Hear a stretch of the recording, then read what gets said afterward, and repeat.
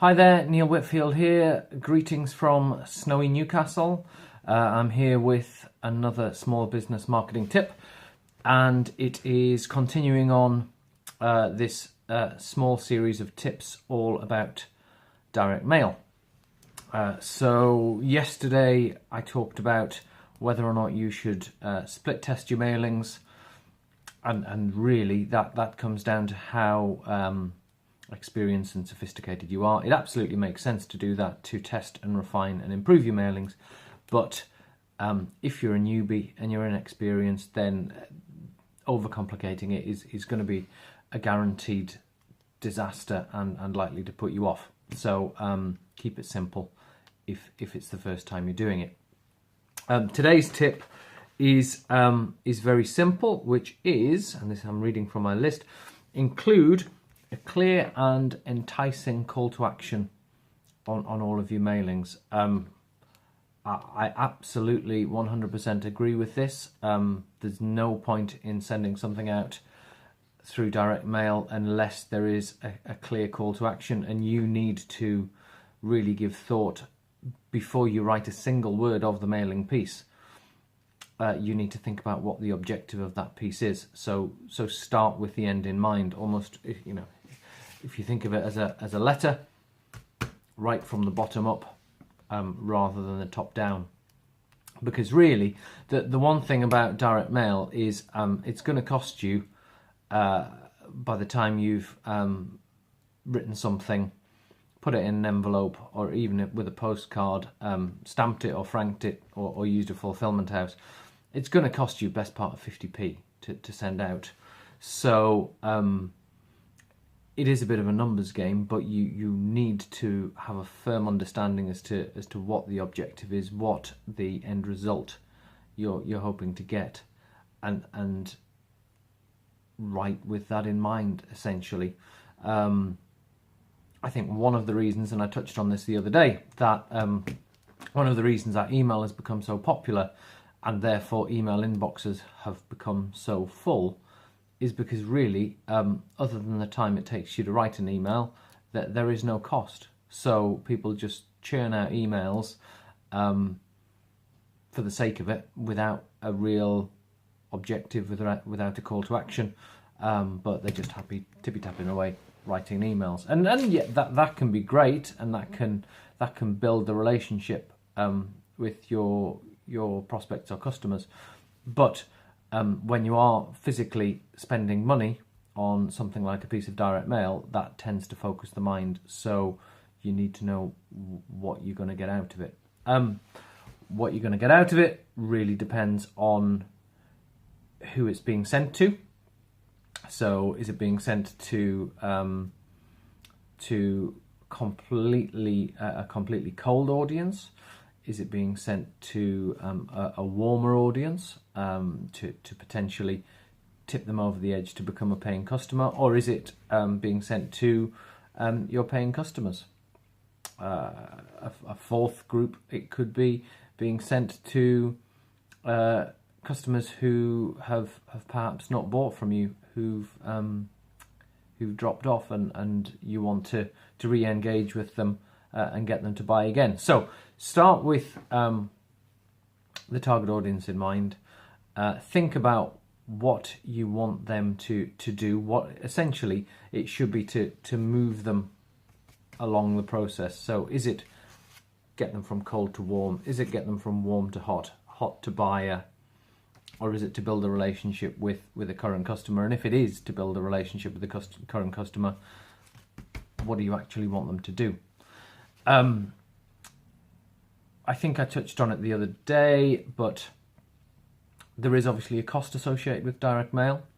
But because of the way that it is not as frequently used as it perhaps has been in the past, and because you're likely to get greater standout, then it's great for creating that cut through, but there is a cost.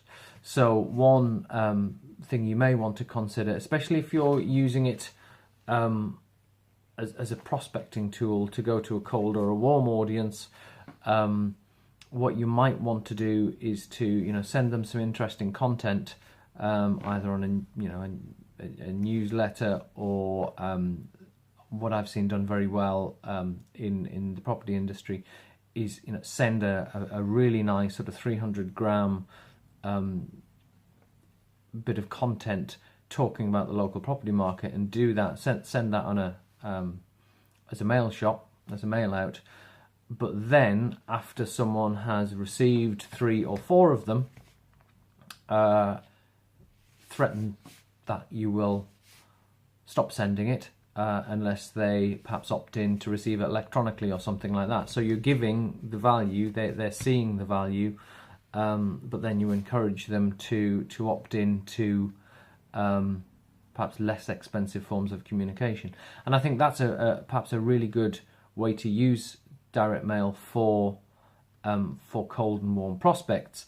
With GDPR and the like, you are going to have to change the way that you go about using data, especially sort of cold data or bought-in data. Obviously, email addresses are reasonably hard to come by, and actually I would always question how good a bought email list is. I always tend to have concerns about how good and responsive those lists are, and with GDPR as well, there are clearly privacy and data protection considerations that you need to think about. But actually, lists of homeowners, physical lists of names and addresses can be better. But if you've got somebody's physical name and address, what you can do is you can send them some direct mail content, but then encourage them to go online, which obviously, if they do that, dramatically reduces the cost. So it means you don't have to keep sending as large a volume of physical mailers. So that's one thing to think about. The other thing potentially is to use it to engage with current customers, but again, as I've talked about many times before, perhaps be a little bit clever in your segmentation. So if you look at all of your customers, perhaps just cream off the top 20% and physically mail them something nice to make them feel all warm and fluffy and rewarded, and of course to potentially incentivize them buying more stuff. But the bulk of your 80% of your audience, they could perhaps receive email communication or a perhaps lower spec'd direct mail piece, something like that. So there's definitely ways of going about it, but going back to the original point, you absolutely should have a clear, single-minded call to action that is unmissable on every piece. And I would go so far as saying, don't overcomplicate things. Yes, if you're sending stuff out on letterhead, then it will inevitably probably have your address, your email address, your phone number, all the rest of it. But what you should do in the actual written content is be single-minded in what you want them to do. Do you want them to register online at a particular address, or do you want them to give you a call, or do you want them to come into your office? Pick one and just repeat that. Don't say go online or ring or email or come into the office, because then people just get decision paralysis and they do nothing. So pick which way you want your customer to respond, which is most appropriate to what you're asking them to do, and just stick with that one. So that's the end of today's tip, which is a bit longer than I thought it would be. And it's all about having a clear call to action on every direct mail piece you do. So hopefully you got some value from it, and I will see you tomorrow. Thanks, bye.